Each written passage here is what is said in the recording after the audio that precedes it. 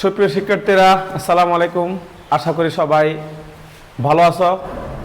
এই মহামারীতে তোমরা বাসায় অবস্থান করছো, তার জন্য আমাদের মাননীয় প্রধানমন্ত্রী গণপ্রজাতন্ত্রী বাংলাদেশ সরকার তোমাদের জন্য অনলাইন ক্লাসের ব্যবস্থা করেছে। তারও ধারাবাহিকতায় বাঁশখালীর ঐতিহ্যবাহী শিক্ষা প্রতিষ্ঠান চাম্বল উচ্চ বিদ্যালয়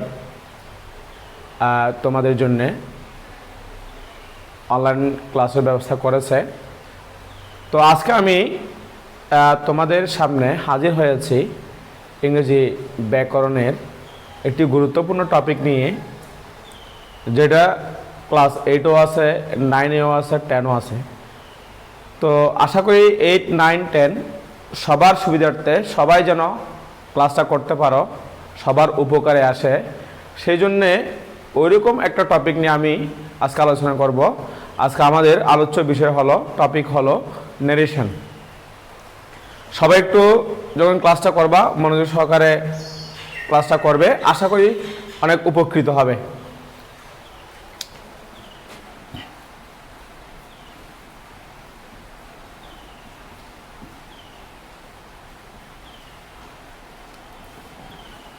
সেক্ষেত্রে সবাই বোর্ডে দেখো, আমি লিখেছি ন্যারেশন।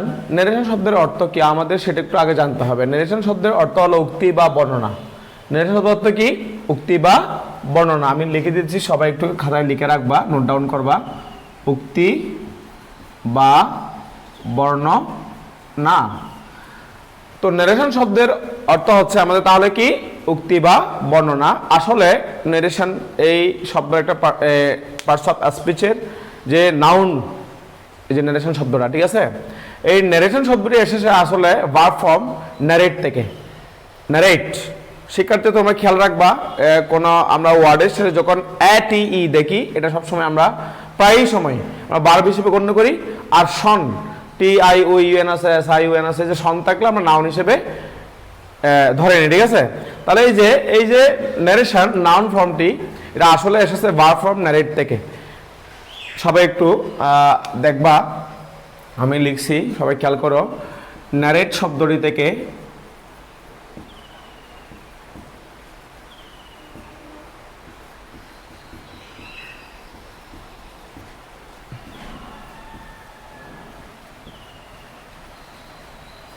ন্যারেশন শব্দটি এসেছে, যার অর্থ হলো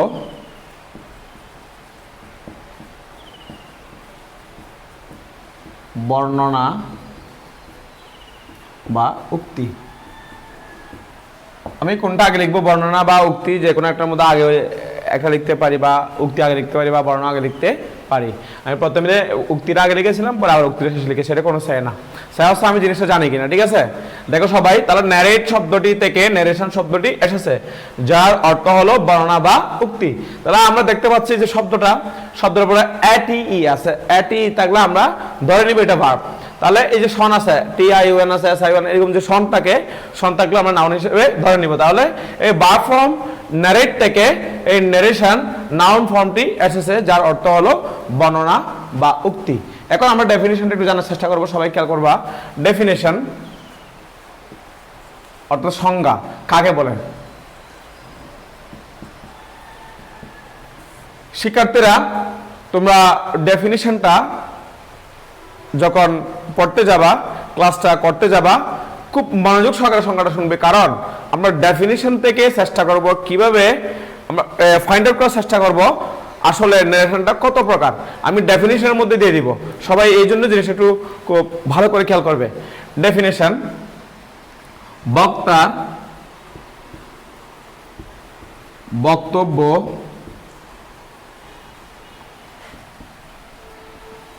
প্রত্যক্ষ বা পরোক্ষভাবে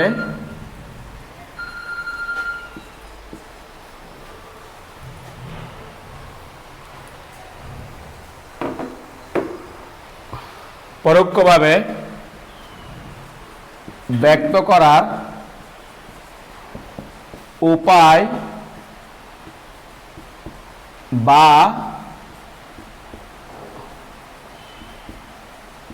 মাধ্যমকে ন্যারেশন বলে। শিক্ষার্থীরা সবাই একটু মনোযোগ সহকারে খেয়াল করো, আমি একটু সংজ্ঞা লিখেছি। বক্তার বক্তব্য প্রত্যক্ষ বা পরোক্ষভাবে ব্যক্ত অথবা প্রকাশ যেটা বলি আমরা কি ব্যক্ত করার উপায় বা মাধ্যমকে ন্যারেশন বলে। তাহলে একটা জিনিস সবাই খেয়াল করো, আমি এখানে দুটো শব্দ লিখেছি, একটা হলো প্রত্যক্ষ, একটা হলো পরোক্ষ। এই দুইটা শব্দ যদি তোমরা খেয়াল করো, আসলে আমরা ন্যারেশন কত প্রকার সেটা পেয়ে যাই, যে প্রত্যক্ষ উক্তি, পরোক্ষ উক্তি। তাহলে উক্তি কত প্রকার? দুই প্রকার। একটা হচ্ছে প্রত্যক্ষ উক্তি, অপরটা হচ্ছে কি পরোক্ষ উক্তি, যেগুলো আমরা বলি ইংলিশে ডিরেক্ট স্পিচ, ইনডিরেক্ট স্পিচ। আবার দেখা যায় অনেকে ডাইরেক্ট বলে, ইনডাইরেক্ট বলে, নো ম্যাটার, সবাই বলতে পারে, যে যার মতো বলে সমস্যা নাই। তবে ডিরেক্ট স্পিচ আর ইনডিরেক্ট স্পিচ বলা ভালো, ঠিক আছে? তাহলে সবাই ডিরেক্ট বলো বা ডাইরেক্ট বলো, ইনডিরেক্ট বলো বা ইনডাইরেক্ট বলো, নো প্রবলেম, সবাই বলতে পারবা, সমস্যা নাই। তাহলে আমরা জানি তাহলে ন্যারেশন কত প্রকার? দুই প্রকার, ডিরেক্ট স্পিচ, ইনডিরেক্ট স্পিচ। কেমন? আমি আবার বোর্ডে লিখছি, সবাই খেয়াল করো। ন্যারেশন আমি ডায়াগ্রাম আকারে লিখছি, সবাই খেয়াল করো।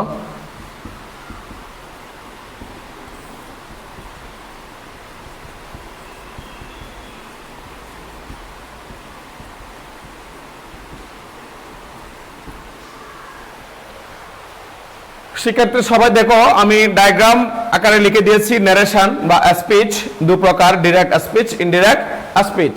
তো আমরা এখানে একটু বাংলা লিখে দিই সবার যারা সুবিধার্থে। প্রত্যক্ষ, পরোক্ষ।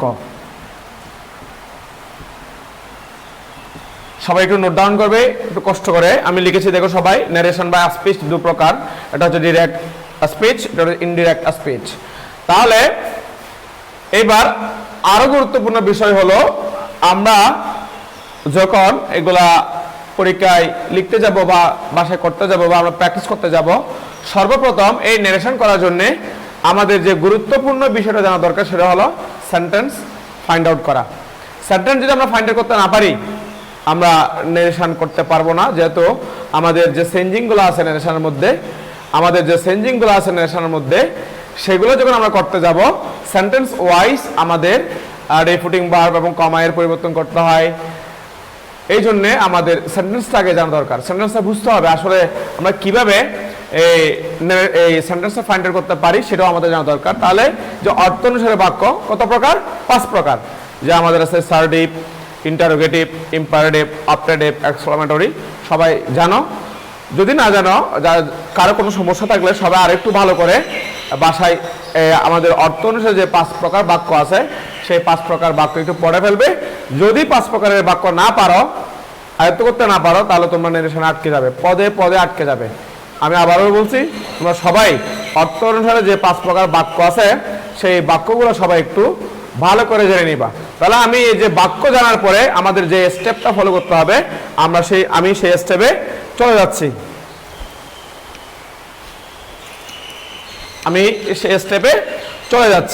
সবাই একটু খেয়াল করো।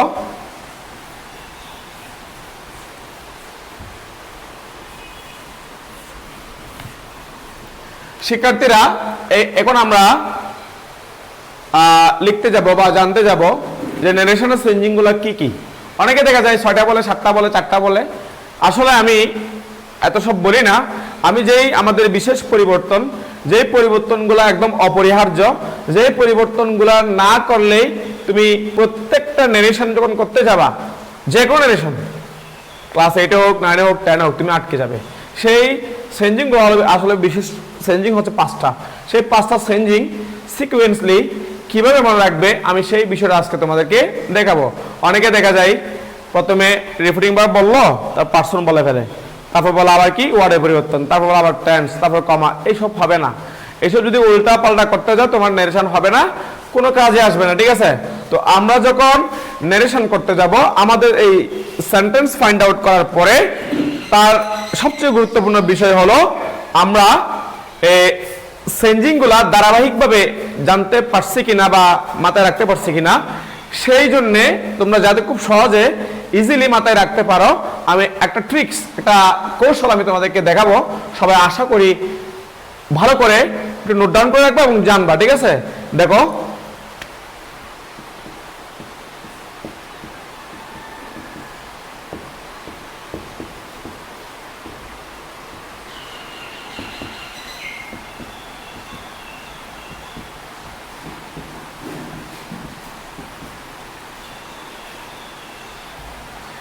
নেশনের বিশেষ পরিবর্তন 5টি আমি তোমাদেরকে খুব সহজে কিভাবে সিরিয়ালি মনে রাখবা সেই টেকনিকটা একটু দেখিয়ে দিচ্ছি, সবাই খেয়াল করো।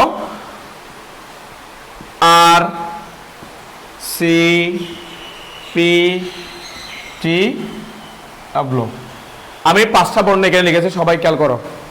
আর সি পি টি ডাব্লিউ, ভয় পাওয়ার দরকার নাই। আর সি পি টি ডাব্লিউ কি অবশ্যই আমি তোমাদেরকে দেখিয়ে দিব, কোনো ভয় পাবা না, ভয় পাওয়ার কোনো দরকার নাই, ঠিক আছে? সবাই খেয়াল করো, একটু ওয়েট করো, আমি দিচ্ছি। আর ফর রিফুটিং ভার্ব,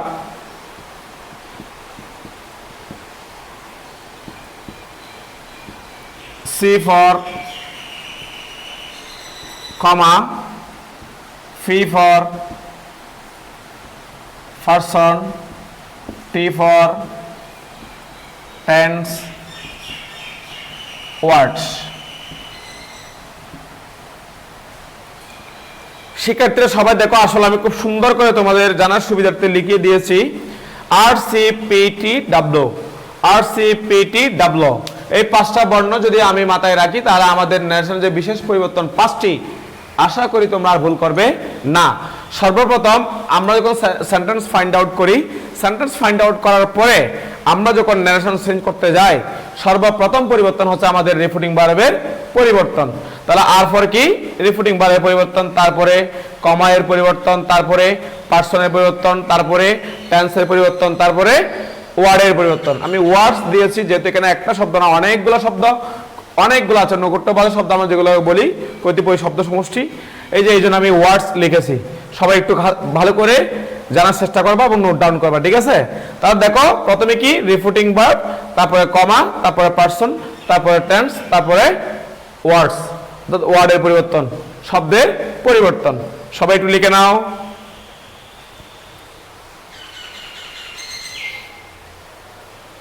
এরপর আমি তোমাদেরকে অবশ্যই এই পরিবর্তনগুলো একটা একটা স্টেপ বাই স্টেপ সব দেখিয়ে দিব, যেহেতু আমাদের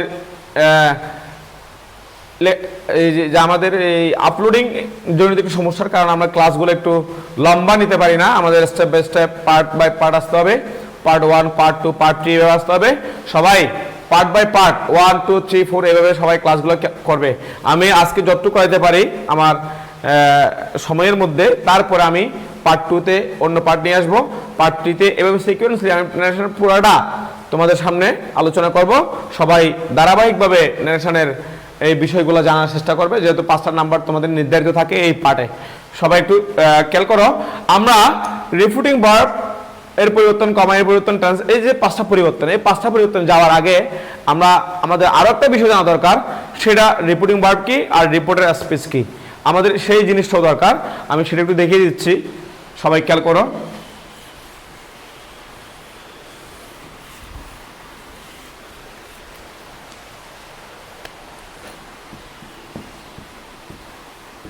He said to me, he is going to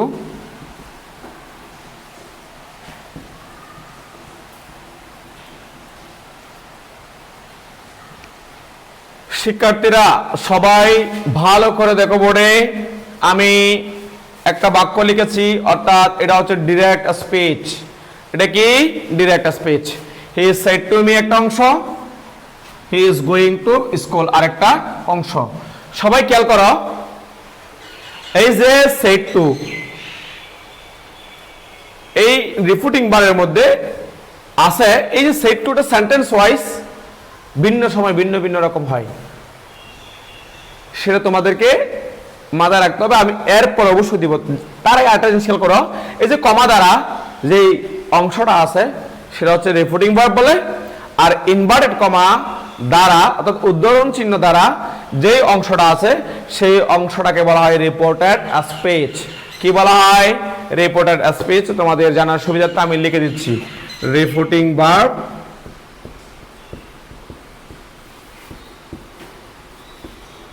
reported speech. শিক্ষার্থীরা তোমরা দেখো, আমি দুটা সরল রেখা দিয়ে নিচে লিখে দিয়ে তোমাদেরকে বোঝানোর চেষ্টা করেছি কোন পার্টটাকে কি বলে। আসলে কমা দ্বারা যেটা থাকবে সেটাকে বলা হয় রিপোর্টিং ভার্ব। তারপর আমাদের ইনভার্টেড কমা দ্বারা যেটা থাকবে সেটাকে বলা হবে কি রিপোর্টেড স্পিচ। আমরা রিপোর্টেড স্পিচ কখন ইউজ করি, কখন ব্যবহার করি? কোনো বক্তার বক্তব্য বা কারো কথা যদি হুবহু যদি আমি অন্যজনকে বলি বা প্রকাশ করি বা তুলে ধরি, আমাদের তখন উদ্ধরণ চিহ্ন বা ইনভার্টেড কমা ব্যবহার করা হয় বা করি। ঠিক আছে, সবাই খেয়াল করো। তাহলে ইনভার্ট কমা দ্বারা যে অংশটা থাকবে সেটা কি বলে? Reported speech. আর আমাদের কমা দ্বারা যেটা থাকবে সেটা বলা হয় রিপোর্টিং ভার্ব। তারপরে আমরা যাচ্ছি, আজকে আমরা দুইটা পরিবর্তন দেখব।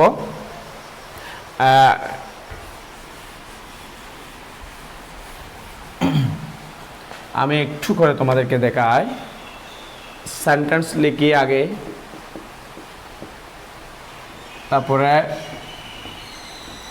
রিপোর্টিং ভার্ব, তারপর হচ্ছে কমা। শিক্ষার্থীরা সবাই দেখো, আমি 3 পার্টে লিখেছি। একটা হচ্ছে সেন্টেন্স, একটা হচ্ছে রিপোর্টিং ভার্ব, আর হচ্ছে কমা। অর্থাৎ তোমরা বুঝতেই পারছো কোন সেন্টেন্স অনুযায়ী আমি রিপোর্টিং ভার্বটা এবং কমাটা কিভাবে চেঞ্জ করব। ঠিক আছে, সবাই খেয়াল করছো? দেখো, এরপর আমাদের যে 3টা পরিবর্তন আছে সেগুলো আমি নিয়ে আসছি, সবাই খেয়াল করো। এই যে সার্টিভ,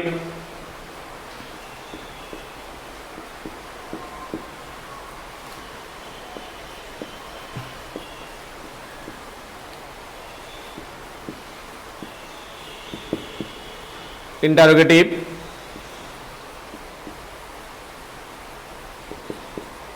ইম্পারেটিভ,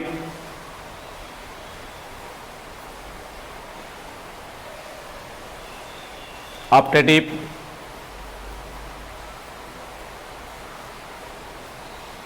এক্সক্লভ,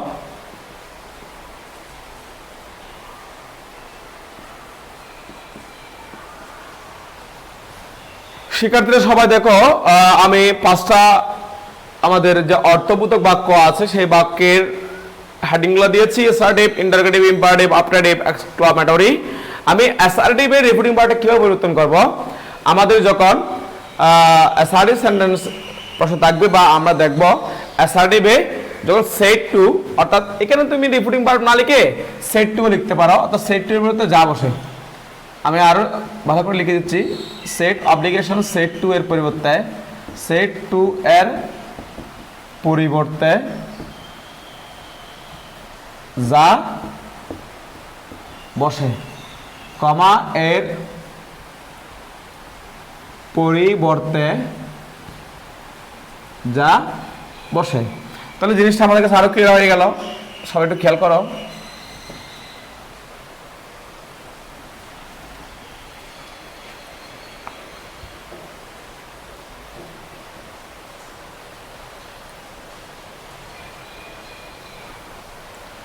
শিক্ষার্থীরা অ্যাসার্টিভ সেন্টেন্সে সেট বা সেট টু এর পরিবর্তে তোমরা যখন লিখতে যাবা সেটও রাখে দিতে পারবে, কোনো সমস্যা নাই, টোল্ডও লিখতে পারবে।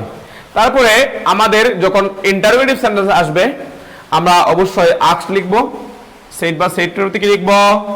আস্ক লিখব। কি লিখব? আস্ক লিখব। আবার ইম্পারেটিভে আমাদের অনেকগুলো আছে, অর্ডারড, advised, prohibited। শিক্ষার্থীরা এই যে অ্যাডভাইসড, অনেকে দেখা যায় আমি যখন খাতা কাটতে যাই সবাই তো আর ভুল করে না, অনেকে ভুল করে আর কি। দেখো এখানে অ্যাডভাইস আমি এস লিখেছি, অনেকে দেখা যায় সি লিখে ফেলে। এটা যে বারবার পরিবর্তন, তোমরা সি লিখবা কেন? সি তো নাউন ফর্ম।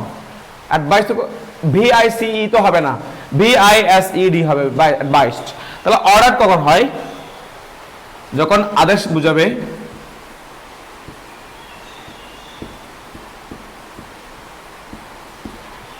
অ্যাডভাইস কখন হবে?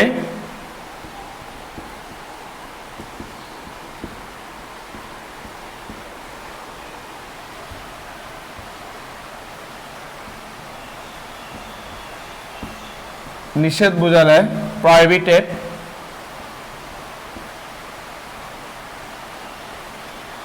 শিক্ষার্থীরা আমরা জানি আমাদের ইম্পারেটিভ সেন্টেন্স গুলো লেট দিয়ে শুরু হয়, লেটস অর লেটাস দিয়ে শুরু হয়, প্লিজ কাইন্ডলি দিয়ে শুরু হয়, মূল ভার্ব দিয়ে শুরু হয়, আবার মূল ভার্বের নাবুত ফর্ম দিয়ে শুরু হয়। যেমন don't run in the sun, একটা সেন্টেন্স আছে যে এরকম। তাহলে এই যে আমাদের অর্ডারড, অ্যাডভাইসড, প্রহিবিটেড, এই যে তিনটে ছাড়াও যে আমাদের লেটস অর লেটাস একই জিনিস। এই লেট আজকে কন্ট্রাক্টেড ফর্ম অর্থাৎ সংকুচিত রূপ আকারে যখন আমরা লিখি লেটস লিখি, no problem. Let's or let us একই জিনিস, কিন্তু লেট আলাদা একটা জিনিস। লেটস অর লেটাস দ্বারা বোঝায় কি? প্রস্তাব বোঝায়। মানে কোথাও আমরা ঘুরতে যাব, এটা প্রস্তাব দিচ্ছি কাউকে, এরকম। লেটস হ্যাভ এ ওয়াক, এই যে প্রস্তাব বোঝাচ্ছে। লেট মি ফিনিশ, আমাকে শেষ করতে দিন। তো লেটস অর লেটাস দ্বারা যখন হয় এটা প্রস্তাব বোঝায়, আর লেট দ্বারা হলে কি বোঝায়? কি বোঝায়? অনুমতি বোঝায়। তাহলে লেটস, লেটাস এবং লেট দ্বারা যখন আমাদের ইম্পারেটিভ সেন্টেন্স শুরু হয় তখন আমাদের এই অর্ডারড, অ্যাডভাইসড, প্রহিবিটেড এগুলো না লিখে ভিন্ন একটা পন্থা আমাদের অবলম্বন করতে হয়। আসলে ব্যাপারটা অনেক কঠিন, সবাই একটু খেয়াল করো। যখন আমাদের লেটস দ্বারা শুরু হবে কি লিখবে তোমরা একটু বলো তো? পারবা না, আটকে যাবা।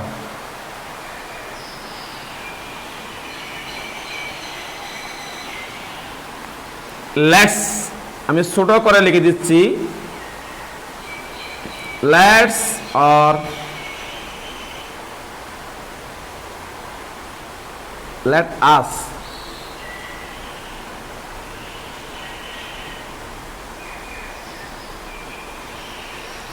লেটস অর লেটাস দ্বারা শুরু হলে সাজেস্টেড টু,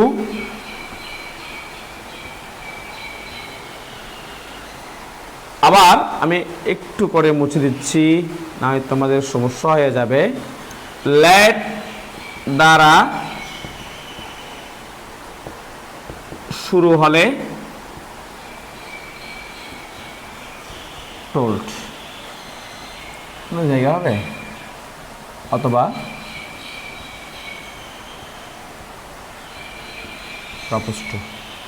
শিক্ষার্থীরা সবাই দেখো, ইম্পারেটিভ একটু ঝামেলা আছে। তাহলে আমি অর্ডার লিখেছি আদেশ বোঝালে, আর অ্যাডভাইস লিখেছি উপদেশ বোঝালে, প্রহিবিটেড লিখেছি নিষেধ বোঝালে। যদি আমাদের লেটস দ্বারা বা লেটাস দ্বারা শুরু হয়, যখন আমাদের প্রস্তাব বোঝায় তখন আমরা আর এই অর্ডার, অ্যাডভাইস, প্রহিবিটেড লিখতে পারি না। আমাদেরকে সাজেস্টেড টু বা প্রপোজ টু আমাদেরকে কি বসাতে হবে, কেমন? তারপরে লেট দ্বারা শুরু হলে এটা যেহেতু অনুমতি বোঝায়, লেটস আর লেটাস এটা তুমি এখানে ইউজ করতে পারবে না। তখন আমাদের সেট বা সেট টু এর প্রতি কি বলতে হবে? কি বলতে হবে? টোল বলতে হবে। কি বলতে হবে? টোল বলতে হবে, কেমন? সবাই একটু ভালো করে খেয়াল করো।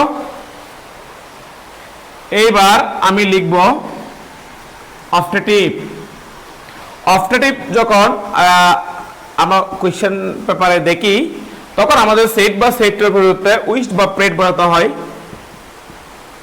উইশড বা প্রেড, উইশড বা প্রেড আমাদের কি হতে হবে? বসাতে হবে, ঠিক আছে? এবার আমরা যখন এক্সক্লামেটরি দেখব তখন আমরা সেট বা সেট টু এর পরিবর্তে কি বসাবো সবাই একটু খেয়াল করো। এক্সক্লামেটরি,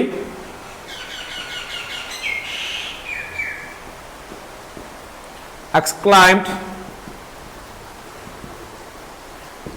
with joy,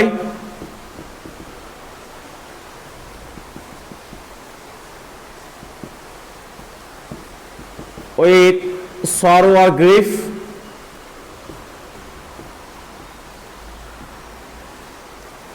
তারপরে আমাদের আছে exclaim with wonder।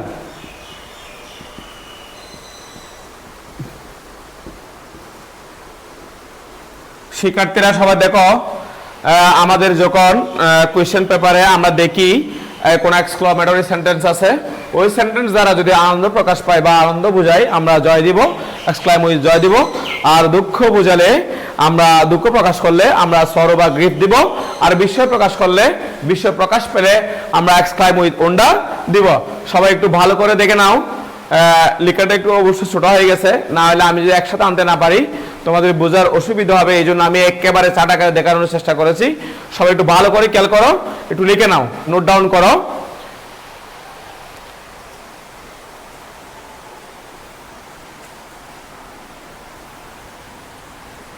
শিক্ষার্থীরা এবার আমি কমায়ের পরিবর্তে সেন্টেন্স ওয়াইজ কখন কি বসে সেটা বসাবো। অ্যাসার্টিভে দ্যাট বসে। তারপরে ইন্টারোগেটিভে দুটো বিষয় আছে। অক্সিলারি ভার্ব দ্বারা যদি বাক্য শুরু হয়,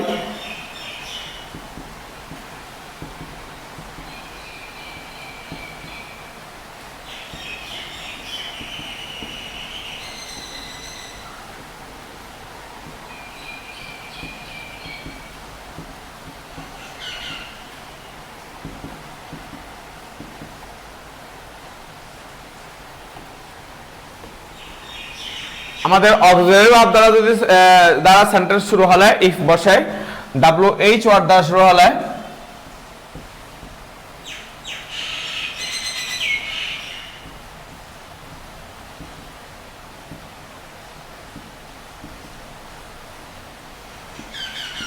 WH ওয়ার্ডটি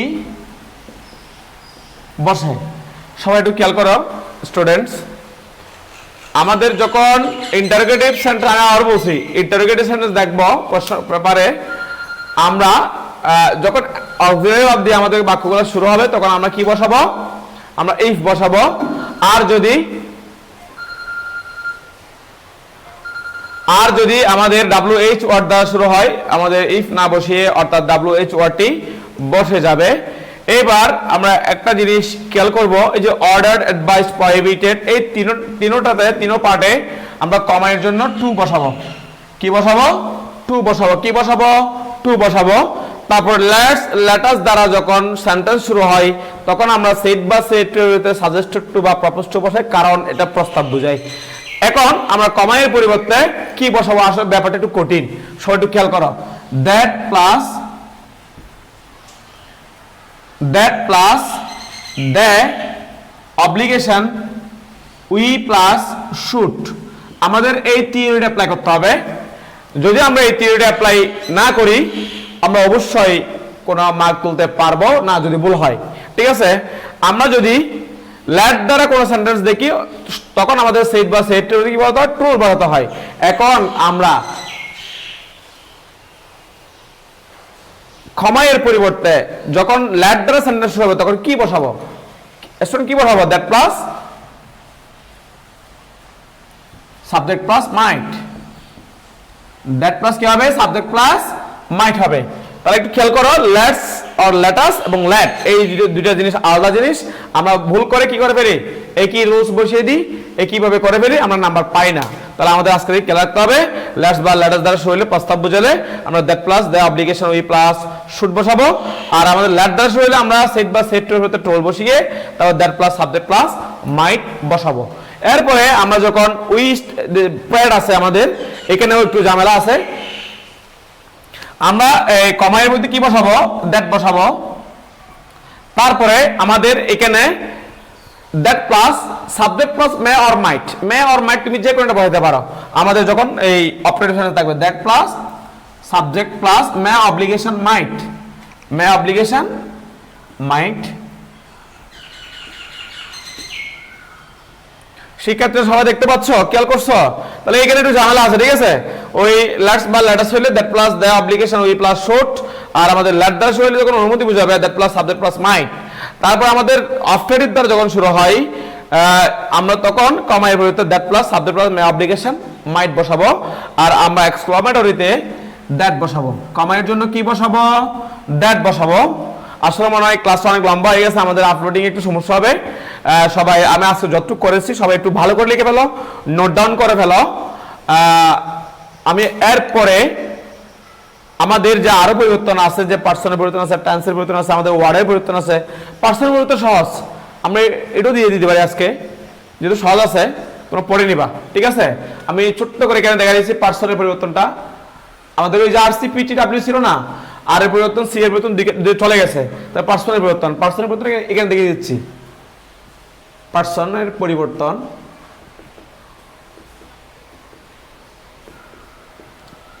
direct,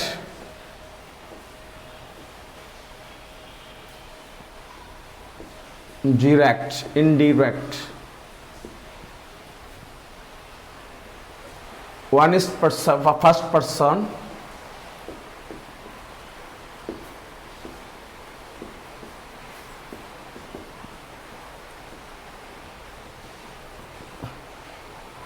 second person object অনুসারে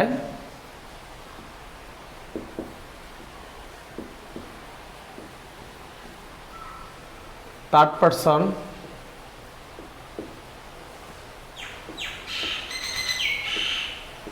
নো চেঞ্জ। শিক্ষার্থী সবাই দেখো, এটা যেহেতু সহজ আছে আমি দিয়ে দিলাম, কম সময় লাগবে এই জন্য লিখে দিয়েছি।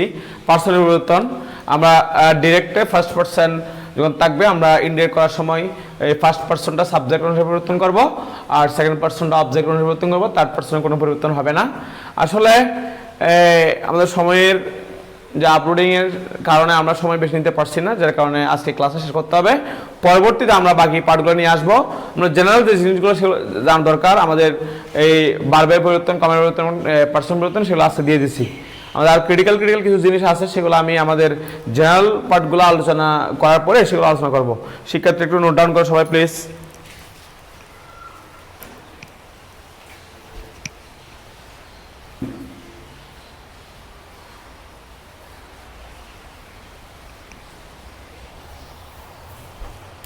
সবার লেখা শেষ? ওকে, ঠিক আছে। সবাই ভালো থাকবা, সুস্থ থাকবে। আজকে এই পর্যন্ত আমাদেরকে শেষ করতে হলো। ধন্যবাদ সবাইকে। আল্লাহ হাফেজ।